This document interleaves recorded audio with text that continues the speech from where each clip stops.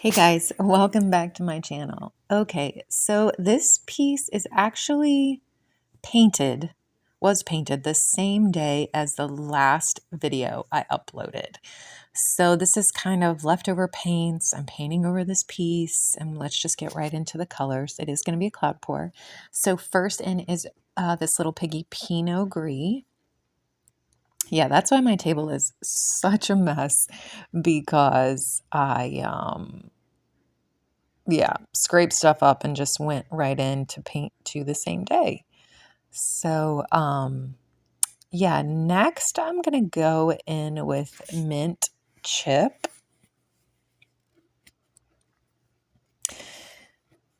Next, this is a Prussian blue.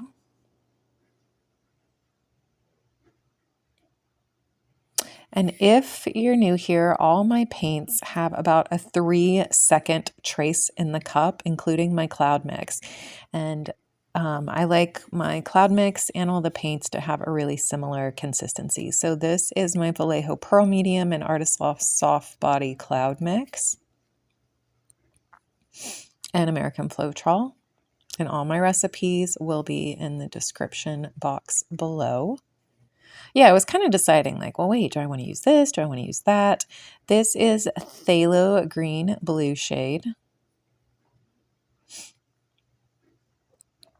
This is going to be Aspen by this Little Piggy. And then next up, I'm going, as I'm deciding, it took me a minute to remember what colors I used, honestly, since I painted this a while ago.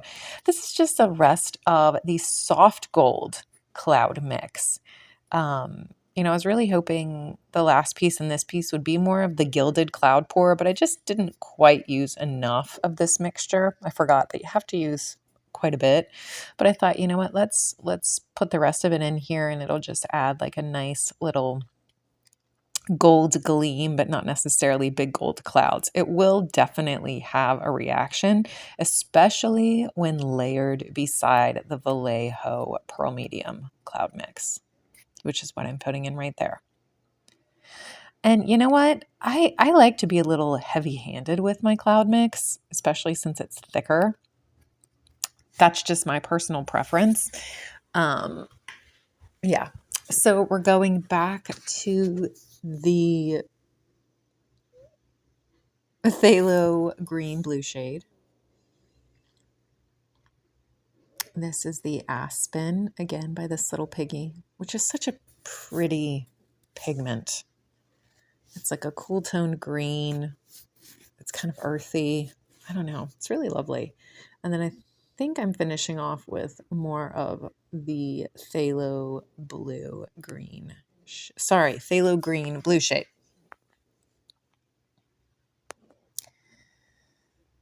There you go. There's my cup. And you can kind of see I went kind of heavy on the cloud mix. I like to go a little heavy there. So this is an 18-inch round pour over. It's like an MDF board. And this base coat is just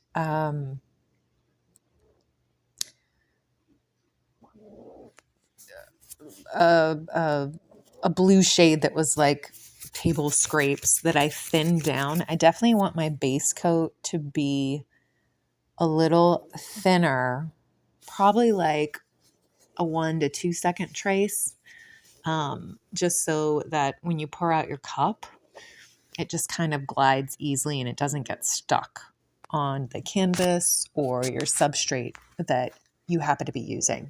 So I always keep my pour out of my cup in real time because I go really slow, you guys, and I'm really close to the canvas, extremely close. I always say take your time on your pour out, especially if you want, as much control as possible. And you want to keep those folds and you want to be intentional about what you're doing. And I always want that. So, that's why I take so long. And with this one, I've really been into when I've done the cloud pours lately, which I know it's been a while.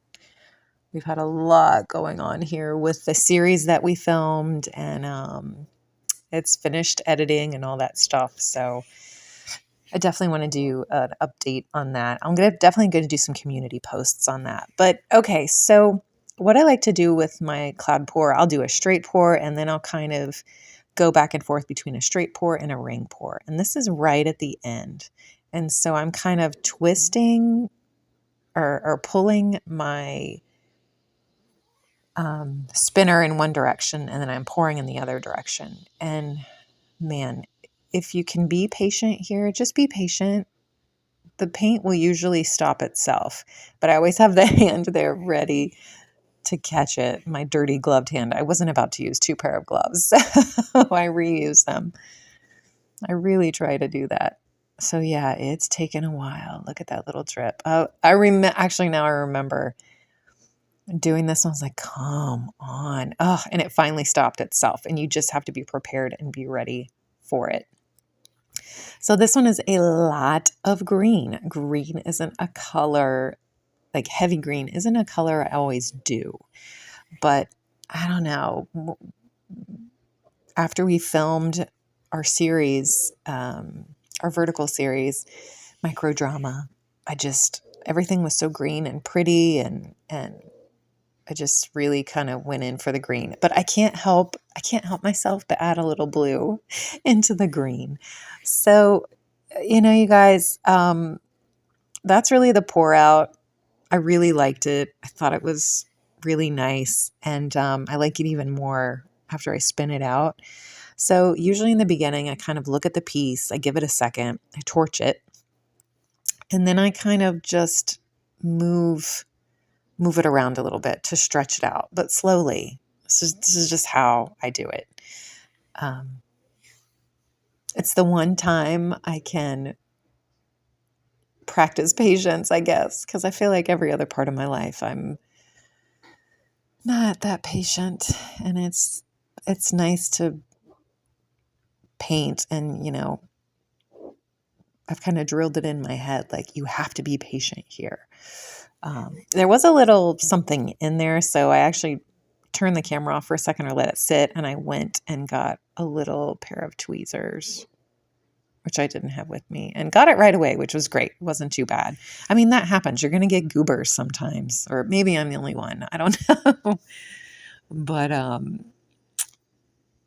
always get something in there and it happens. It's not going to ruin your piece. I mean, unless it's like a crazy long, weird thing from Floetrol that you missed, Anywho, I'm going to shut up. I will speed up this video. I always try to keep the videos under 15 minutes long. So I will speed it up here in a second. This is just me figuring out, how much I'm going to have to lose, what area I want to, kind of spin off first, or if I just want to get it in the center and then just spin it. So hang in with me, guys. There will be up close goodness right at the end. So I'll be back soon. Okay.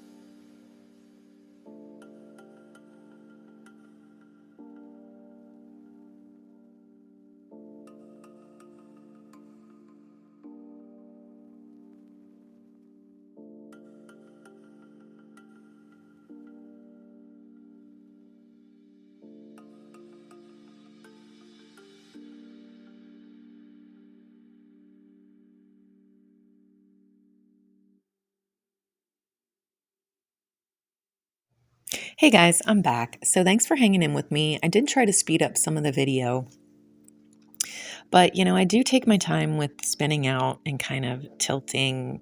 I really look at the areas of the piece and kind of decide, well, what needs to go, what needs to stay. I had just the right amount of paint on this canvas. Usually I like to have a little bit of negative space, but I guess I kind of do it at the top up there. But right now I'm just getting rid of that green at the bottom. Excuse me. But I really loved how this poured out. So I really like the clouded area in the center. Sometimes the cloud will do that. And because I put the cloud mix with the gold cloud mix, you don't really see much of the gold, but it does kind of wash over it and it does react. It does have this great reaction to the other colors and to the other cloud mix, so the white cloud mix and the gold cloud mix. This one almost kind of has a yin and yang. I mean, it doesn't, but see how there's like the twist that comes down, that's the cloud part, and then there's that other twist that almost looks feathery, but it's just the other color there at the left. This is the close-up. So this one just reminded me of Whiplash for some reason, so I'm calling it Whiplash. But here is the details, and you can see, look at how beautiful. You can see the gold kind of over it. There's a little bit of the gold right there. It's really soft, but all these awesome cloudy cells, and then that phthalo green blue shade is just so nice. I love it when it's phthalo green blue shade. But all this clouding here, I got some really cool effects. I got translucent clouds. There's some of the gold cloud mix washed over. But anyway, I think I'm a fan of green again. Here's the center. But thanks so much for watching, you guys. Please let me know what you think of this piece. I did go ahead and post it in my Facebook page, But I would love to know your thoughts. Again, thanks for hanging in with me. I truly, truly appreciate it. And more updates coming soon. Thanks so much, guys. Have a great day. Bye.